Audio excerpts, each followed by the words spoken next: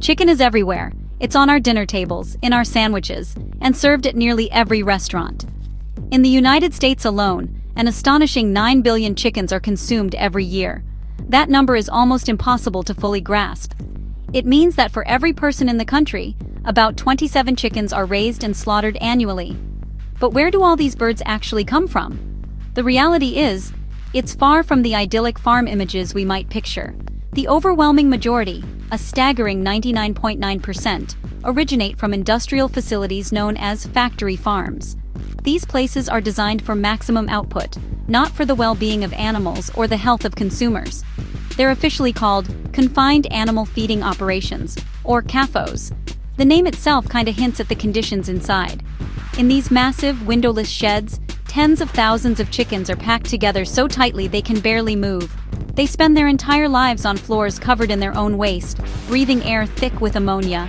There's no sunlight, no fresh air, and no space to engage in natural behaviors like foraging or dust bathing. This is the stark, hidden world behind the neatly packaged chicken we see in supermarkets.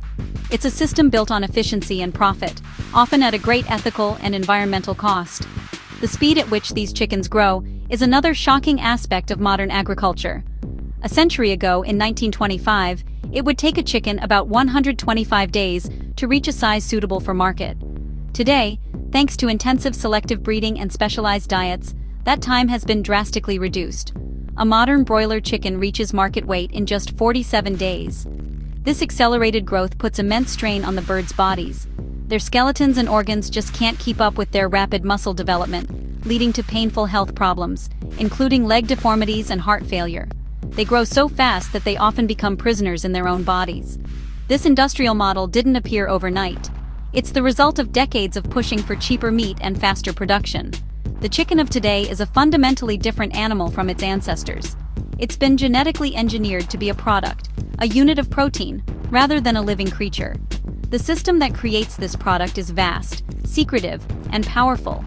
It's transformed our food supply, but it's also introduced a host of problems that we are only now beginning to understand. The story of our chicken is not just a story about food, it's a story about industry, health, and the choices we make every day. To prevent the inevitable spread of disease in such crowded and unsanitary conditions, factory farms rely heavily on antibiotics. These drugs are often given to entire flocks through their water or feed, whether the birds are actually sick or not. This widespread preventative use of antibiotics is a major contributor to a growing global crisis: antibiotic resistance. When bacteria are constantly exposed to these drugs, the strongest ones survive and multiply, creating so-called superbugs. These drug-resistant bacteria can then be transferred to humans through contaminated meat, making common infections much more difficult and sometimes impossible to treat. The chicken on your plate could be a vehicle for bacteria that modern medicine just can't defeat. Beyond antibiotics, other unsettling substances have been found in factory-farmed chicken. One of the most alarming is arsenic, a known poison. For decades, arsenic-based drugs were added to chicken feed to make the meat appear pinker and more appealing to consumers, as well as to promote faster growth. While some of these drugs have been phased out, the legacy of their use remains. Arsenic can accumulate in the environment and in the chickens themselves. Disturbingly, chicken feathers, which can contain concentrated levels of arsenic, are sometimes processed and added back into chicken feed, creating a cycle of contamination that ultimately ends with the consumer. The list of unusual additives doesn't stop there. Studies have reportedly detected a strange mix of other drug residues in chicken products and the feathers used for feed.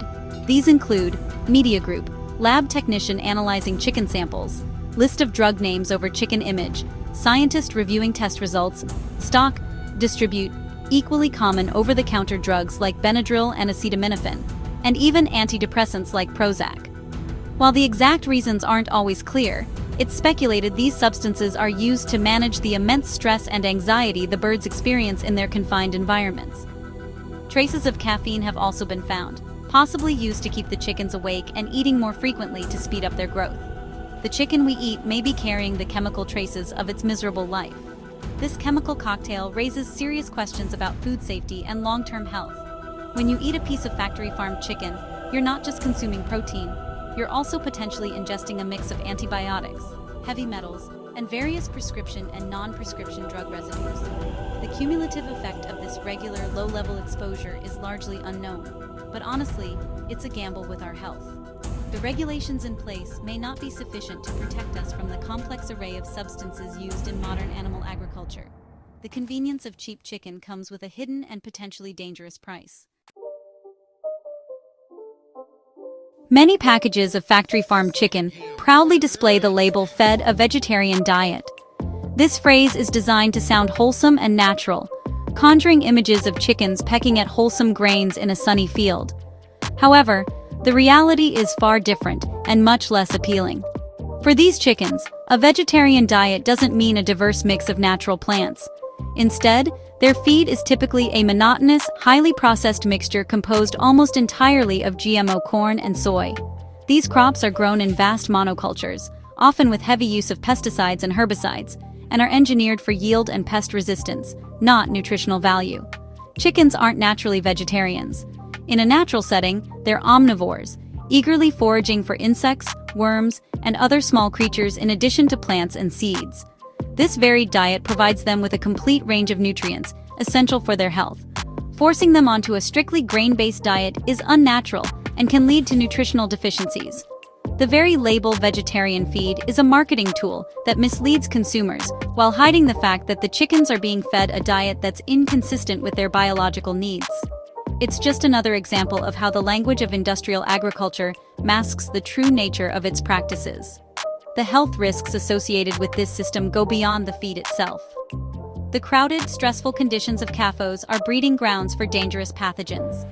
A recent study highlighted a disturbing link between contaminated meat and human illness, finding that nearly 1 in 5 urinary tract infections could be traced back to E. coli strains from meat, including chicken. The risk isn't evenly distributed. The same study found that people in high-poverty areas were significantly more likely to contract UTIs from these animal-to-human strains. This shows that the problems of factory farming can disproportionately affect the most vulnerable communities, creating a serious public health issue. Furthermore, these industrial farms are a constant source of concern for zoonotic diseases, which are illnesses that can jump from animals to humans. Avian flu, or H5N1, is a persistent threat. As of October 2025, outbreaks continue to be reported on poultry farms and in wild bird populations across the United States. The high density of birds in CAFOs creates the perfect environment for such a virus to mutate and spread rapidly, posing a potential risk of a wider pandemic. The way we raise our chickens is not just a matter of animal welfare, it's a matter of global health security. For consumers who are concerned about the realities of factory farming, there are better choices available. The key is to look for labels that signify a different, more humane, and more natural way of raising animals. One of the most meaningful labels is pasture-raised. This term indicates that the chickens were not confined indoors for their entire lives. Instead, they had access to the outdoors, where they could roam on fresh pasture, feel the sun, and engage in natural behaviors like foraging for insects and dust bathing. This lifestyle results in healthier, less stressed animals, and many would argue, a higher quality of meat. Another important certification to look for is organic. USDA organic standards prohibit the use of antibiotics, synthetic pesticides, and GMOs in the feed. When you choose organic chicken, you're ensuring that the bird was not raised on a diet of genetically modified corn and soy, and was not routinely fed antibiotics. When combined with pasture-raised, the organic label represents a significant step up from the industrial model. These chickens live a life that's much closer to what nature intended, which is not only better for them, but also offers peace of mind for the consumer. Of course, these alternatives often come with a higher price tag. Pasture-raised and organic farming is more labor-intensive and less scalable than the industrial CAFO model, and the final cost reflects that reality. However, it's important to consider the hidden costs of cheap chicken, the environmental pollution, the public health risks from antibiotic resistance, and the ethical burden of animal suffering. By choosing to spend a little more on thoughtfully raised meat, we're investing in a healthier food system, better animal welfare, and our own long-term well-being. It's a vote with your dollar for a different kind of world. Ultimately, the choice rests with each of us. The next time you're in the grocery store, standing before the wall of poultry, take a moment to think. Think about the journey that chicken took to get to the shelf.